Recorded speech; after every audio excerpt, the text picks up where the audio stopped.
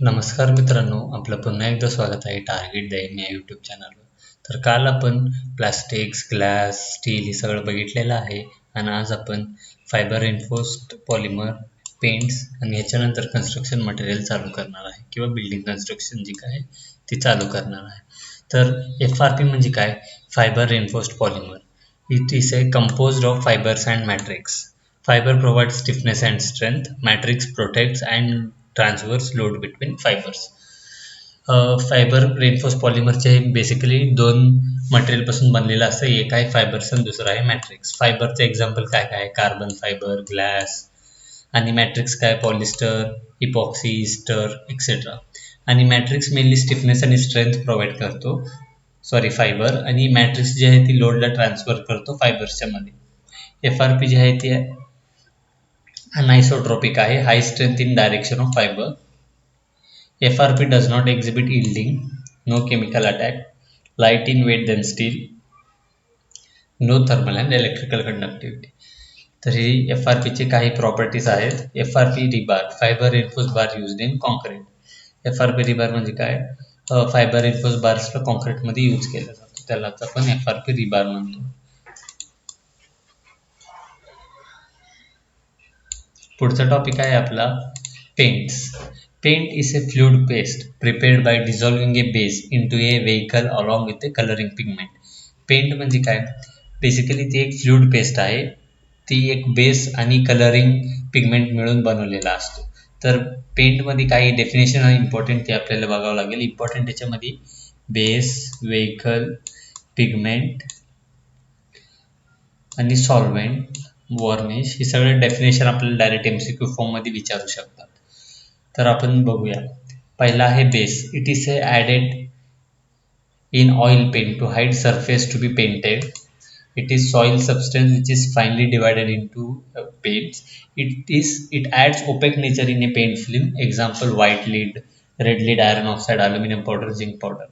Oil paint, it is added in oil paint to hide the surface to be painted. म्हणजे आपण paint करण्याच्या अगोदर जी एक paint करतो बेसिकली रफ पेंटिंग, त्याला बेसनं पेंटिंग केलं जातं आणि ही ओपॅक इन नेचर असतो. ह्याचे एक्झाम्पल आहेत white lead, red lead, aluminium powder, zinc powder etcetera. Pigment म्हणजे काय? Desired colour to the film. पिगमेंटमधूनच पेंटला कलर मिळतो. लिक्विड फॉर्म या मेटल फॉर्ममध्ये अवेलेबल असतो. व्हेकल म्हणजे काय? They are liquid substance which helps in mixing and binding of base pigments. बेसला आणि पिगमेंटला मिक्स करण्यासाठी व्हेकल वापरला जातो. ही पण एक लिक्विड सबस्टन्स असतो. For example linseed oil, nut oil, poppy oil हे सगळं व्हेकलचे टाईप आहेत किंवा व्हेकल आहेत. ते पेंटमध्ये यूज केला जातो पिगमेंट आणि बेसला मिक्स करण्यासाठी. पुढचा आहे प्लॅस्टिसायझर अँड ड्रायर.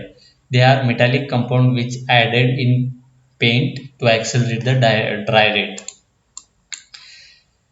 ही एक मेटॅलिक कंपाऊंड आहे जी पेंटमध्ये ॲड केल्या जातं त्याचं ड्राईंग रेट वाढवण्यासाठी. The amount of drier in a paint is 8 to 10%. 8 to 10% आपण हे ॲड करू शकतो. ह्याचे एक्झाम्पल आहेत magnesium sulphur dioxide, lead acetate etcetera. ही मॅग्नेशियम MgSO4 आहे. याचं फुल फॉर्म एकदा बघून घ्या तुम्ही. पुढचा आहे solvent or thinner, added to modify the consistency of paint to make paint smooth and easy to apply. Solvent म्हणजे काय? पेंटच्या कन्सिस्टन्सीला एडिट करण्यासाठी आपण सॉल्व्हेंट यूज करतो. याचं एक्झाम्पल आहे टर्पेंटाईन, स्पिरिट एक्सेट्रा. इथं आपण केरोसिन म्हणून सुद्धा जास्त करून वापरलं जातो सॉल्व्हेंट म्हणून. पुढचा आहे varnish. Varnish is a homogeneous solution of oil, alcohol, spirit etcetera. It is mixed with paint for soluble property. Homogeneous solution आहे ऑइल, अल्कोहॉल आणि स्पिरिटचा. ही पेंटमध्ये काही प्रॉपर्टीज मिळवण्यासाठी मिक्स केला जातो. It is applied on surface. It increases the durability, provides glossy appearance. ही जर सरफेसला लावलं आपण तर पेंट केल्यानंतर जे काय आपण वरून शायनिंग मारण्यासाठी वॉर्निश लावला जातो बेसिकली, किंवा टिम्बर्सला तीन प्रिव्हेंट बॅक्टेरियापासून प्रिव्हेंट करण्यासाठी वॉर्निश वापरला जातो. हे ड्युरेबिलिटी वाढवतो आणि ग्लॉसी अपीअरन्स प्रोव्हाइड करतो. Varnish is a resin in solvent. Resin म्हणजे काय? Copal, amber etcetera. Solvent linseed oil, turpentine oil, spirit हे दोन्ही मिक्स केल्यानंतर आपलं वॉर्निश तयार होतो. पुढचा आहे वॉटर पेंट. हे काय एवढं इम्पॉर्टंट नाही आहे. Water paint, white wash, colour wash, distemper, जी काही कॅटेगरी येतात ही सगळं वॉटर पेंटमध्ये येतात. Flat lime is mixed with water in a tub during the slaking process. It expands its volume and rest on surface. लाईममध्ये आपण जे काय थोडंसं कलर मिक्स करतो आणि चलाकी करतो त्याला व्हाईट वॉशिंग किंवा कलर वॉशिंग म्हणतो. With the help of mechanical stirrer mix fat lime in water properly, then screen it with fine cloth. हे सगळं त्याचं प्रोसिजर दिलेलं आहे की कसं अप्लाय करायचा. To the paste coming out from the scrolling add glue such as Fevicol, mix it well to form the white washing. हे basically एक व्हाईट वॉशिंगचं प्रोसिजर दिलेलं आहे. व्हाईट वॉशिंग आपण फ्लोरिंगसाठी वापरतो. If colour pigment is added then colour wash is obtained. इथंच जर आपण व्हाईट वॉशिंगमध्ये जर कलर पिगमेंट ॲड केलं तर ती कलर वॉशिंग ऑब्टेन्ड होतो. It works as a primary layer on surface. Lime is toxic agent which kills all germs on surface and give white appearance. पुढचा आहे distemper. It is a dry pigment in clear water. It is for plastered surface not expose to वेदरला expose झालेलं नसलेल्या साईडला distemper वापरतो. It appearance is better than white wash but not better than oil paint. आपण basically oil paint जास्त वापरतो चांगलं ह्याच्यासाठी, पण डिस्टेम्पर इनसाईडला वापरला जातो. डिस्टेम्परची क्वालिटी ऑइल पेंटपेक्षा कमीच असणार आहे. Its durability is more than white wash but less than oil paint. Same it is cheaper than oil paint but costlier than white wash. Defects due to atmosphere. पेंटमध्ये defects काय काय होतात. पहिला blistering and peeling. If swelling occurs on local surface of paint, film because of loss of cohesion between paint layer or air entertain from plaster service. Swelling झाल्यानंतर जी काय पेंटचा ती निघतो पेंट बाहेर किंवा पेंटमध्ये पाणी असल्यासारखं दिसतो त्याला आपण ब्लिस्टरिंग किंवा पिलिंग म्हणतो. Blistering is in oil paint and peeling is in water paint. Basically दोन्ही म्हणजे एकच आहे. ब्लिस्टरिंग ऑइल पेंटमध्ये होतो आणि पिलिंग जे आहे ती वॉटर पेंटमध्ये होतो. Cracking. Crack on local surface and in small region is known as cracking.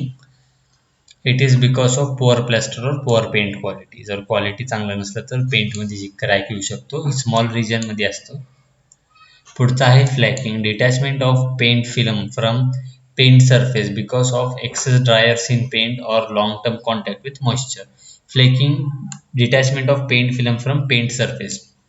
Basically बी एक टाईपचं पिलिंगच आहे. ह्याच्यामध्ये पेंट जी आहे ही डायरेक्टली असं पूर्ण व्हाईटमधून पॅचच निघते. ही कशामुळे होतं. ही due to excess drier add केल्यामुळं नाहीतर लॉंग टर्म कॉन्टॅक्ट विथ मॉइश्चरमध्ये असल्यामुळे ही कॉज होतो.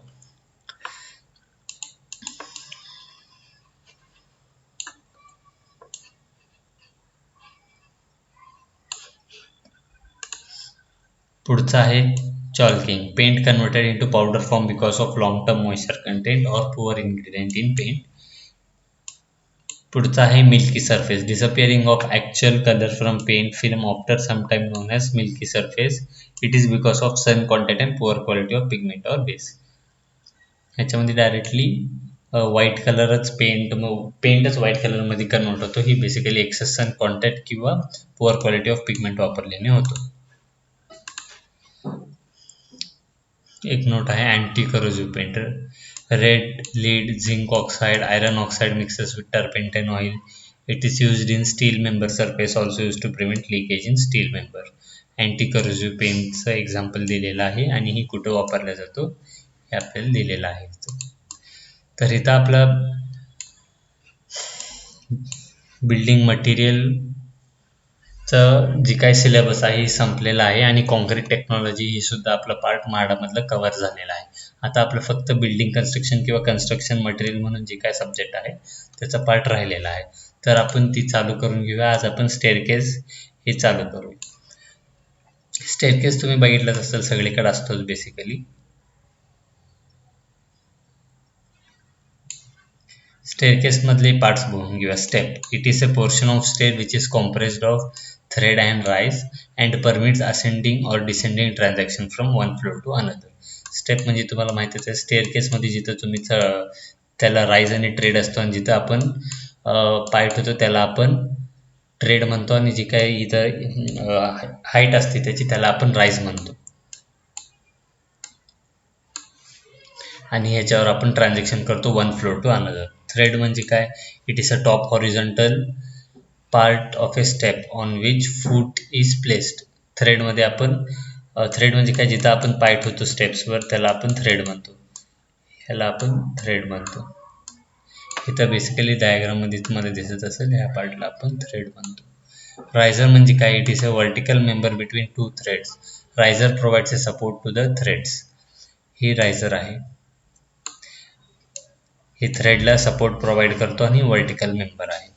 गोईंग म्हणजे काय? Going is a width of thread between the two successive risers. In other words, it is a horizontal distance between the faces of any two consecutive risers. Going म्हणजे काय? जी distance आहे ह्याला आपण going म्हणतो, किंवा ह्या पूर्ण डिस्टन्सला बी आपण गोईंग म्हणू शकतो. Basically distance between two riser.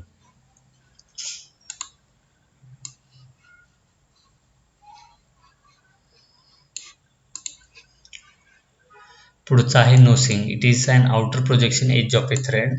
तुम्ही बघू शकता की ह्याला नोसिंग म्हणतो आपण.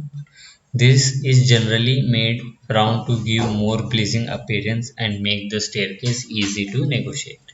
इझी टू वॉक किंवा अपीअरन्ससाठी दिलेला असतो आणि जास्त आपण आपलं पाय पूर्णपणे फिट व्हावं असं दिलेला असतो. Line of nosing, an imaginary line touching the nosing of each threads parallel to the slope of stair is known as line of nosing. ही असं एक इमॅजिनरी लाईन असते, हा नोसिंग पासून असं गेलेला पॅरलल टू स्टेअर्स असतो, ह्याला आपण नोसिंग म्हणतो. बेसिकली ते स्ट्रेट असतो. इथं हे झालेलं आहे.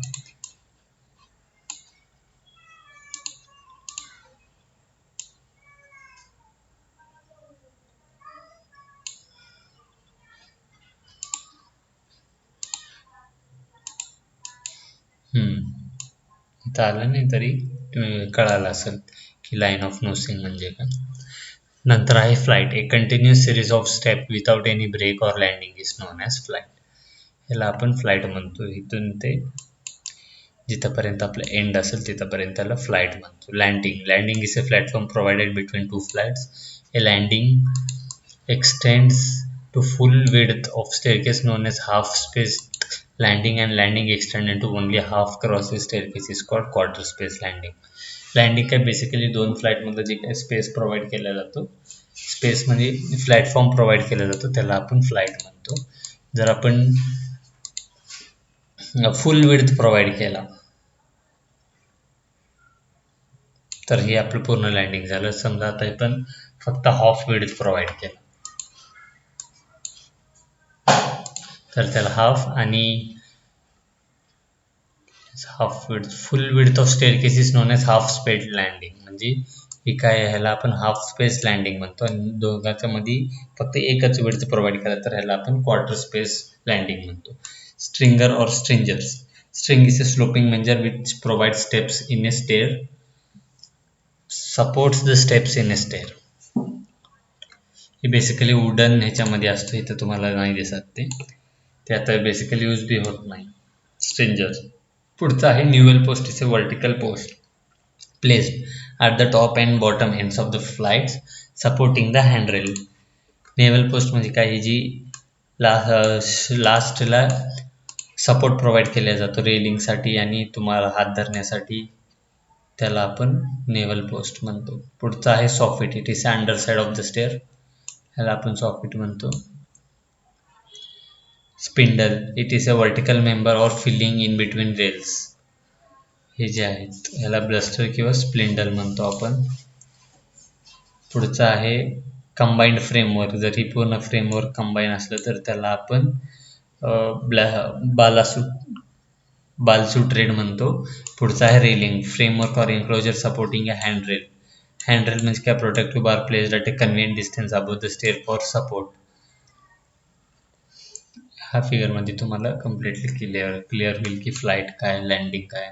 इथं जी बेसिकली लँडिंग प्रोव्हाइड केलं गेलेलं आहे ह्याला क्वार्टर स्पेस लँडिंग म्हणतो आपण. मग आता आपण टाइप्स ऑफ स्टेअरकेस बघूया. पहिला आहे स्ट्रेट स्टेअरकेस. ही डायरेक्टली इथं कुठं लँडिंग नसतो, ह्याच्यामध्ये डायरेक्टली कुठल्या मधी कुठं लँडिंग नसतं, डायरेक्टली एकच फ्लाईट असतो खालच्या फ्लोअर ते वरच्या फ्लोअरपर्यंत. दुसरा आहे विंडर. विंडर म्हणजे बेसिकली क्वार्टर शेपमध्ये असतो, ह्याला क्वार्टर टर्न स्टेअरकेस पण म्हणू शकतो आपण. इथं बेसिकली लँडिंग प्रोव्हाइड केलेलं नसतं, पण लँडिंगच्या एरियामध्ये थोडंसं छोटे छोटे पायऱ्या प्रोव्हाइड केलेला असतो. तिसरा आहे क्वार्टर विंडर. ह्याच्यामध्ये 2 क्वार्टर बनवून केलेला असतो. हे आहे क्वार्टर लँडिंग. इथं फक्त जिथं स्टेप्स दिलेलं आहे तिथं स्टेप्स प्रोव्हाइड केलं नाही, लँडिंग प्रोव्हाइड केलं, त्याला आपण क्वार्टर लँडिंग म्हणतो. हे आपलं डबल विंडर. ह्याच्यामध्ये पूर्ण 90 डिग्रीमध्ये चेंज असतो. इथं लँडिंग दिलेलं नाही, इथं स्टेप्सच प्रोव्हाइड केलेला आहे, आणि जिथं लँडिंग देईन त्याला आपण डॉग लेग सुद्धा म्हणतो. हाफ टर्न स्टेअरकेस सुद्धा आपण म्हणू शकतो. पुढचा आहे कर्व्ड, मग आहे स्पायरल. स्पायरल बेसिकली स्टीलचा असतो. आणि एक असतो ओपन व्हील स्टेअरकेस. ही जी आहे ह्याला आपण ओपन व्हील स्टेअरकेस सुद्धा म्हणू शकतो. कुठला तर ह्या दोन्हीला आपण ओपन व्हील स्टेअरकेस सुद्धा म्हणू शकतो, कारण ह्याच्यामध्ये जी गॅप आहे ह्याला वेल म्हणू शकतो आपण, म्हणून ह्याला ओपन व्हील स्टेअरकेस म्हणलं जातो. काही बेसिक व्हॅल्यू दिलेला आहे. विड्थ ऑफ स्टेअरकेस किती असलं पाहिजे. डोमेस्टिक स्टेअरकेससाठी 0.9 metre, public staircase 1.5 metre. Width of landing is equal to width of staircase असला पाहिजे. Flight length of flight depends on number of steps. Minimum number of steps in a flight 3 असला पाहिजे, maximum number 12 असला पाहिजे. Angle 35, 45, 60 degree असलं तर चालतं. For better appearance, comfortability 45 angle is the best. Dimensions of the step, going for better comfort 30 centimetre असलं पाहिजे. नोसिंग 10 to 25 mm असला पाहिजे. रायझर आणि ट्रेडर तर आपल्याला माहीत आहे की डोमेस्टिकसाठी तर राईज आहे 15 सेंटीमीटर आणि ट्रेड आहे 25 सेंटीमीटर. आणि height of riser in public building ही 10 सेंटीमीटर आहे, आणि ट्रेड बी ऑलमोस्ट 20 to 25 सेंटीमीटरच असतो, किंवा 30 सेंटीमीटरपर्यंत आपण प्रोव्हाइड करू शकतो. Riser in plus going is equal to 400 centimetre. 2 into riser plus going total 60 centimetre आहे. हे काय तेवढे इम्पॉर्टंट नाही, जाऊ दे. इथंपर्यंत आपल्याला माहीत पाहिजे की बेसिक कन्सेप्ट काय काय आहेत, किती रायझर आहे डोमेस्टिकमध्ये, किती रायझर आहे पब्लिकमध्ये. आता आपलं इथं स्टेअरकेस संपलेला आहे ना. उद्यापासून आपण बिल्डिंग्स, फाउंडेशन्स, रूफ, फ्लोअर्स हे बघणार आहे, आणि येत्या 2-3 लेक्चरमध्ये आपला बिल्डिंग मटेरियल आणि कन्स्ट्रक्शन मटेरियलही संपून जाईल. धन्यवाद.